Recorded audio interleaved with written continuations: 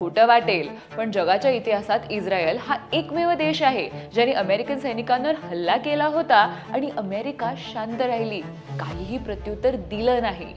जी America छोट्या मोठ्या कारणांसाठी जगभरातल्या देशांना डॉमिनेट करते, दादागिरी करते, ती इस्रायल समोर मात्र शांत बसते। असं का?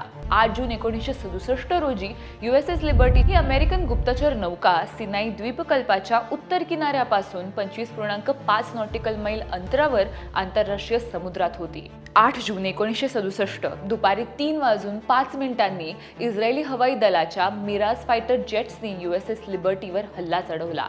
या हल्ल्यात 34 अमेरिकन कर्मचारी ठार आणि 171 जखमी झाले। अमेरिकन नौदलाच्या इतिहासातील हा सर्वात रक्तरंजित शांतताकालीन हल्ला होता। हल्ल्यानंतर इस्रायलने माफी मागितली आणि दावा केला की त्यांना लिबर्टी ही इजिप्शियन नौका वाटली होती। काही अमेरिकन अधिकाऱ्यांचा दावा आहे की इस्रायली पायलट्सना लिबर्टी ही अमेरिकन नौका असल्याचं माहिती होतं आणि तरीही त्यांना हल्ल्याचे आदेश देण्यात आले। अमेरिकेने या घटनेची चौकशी केली।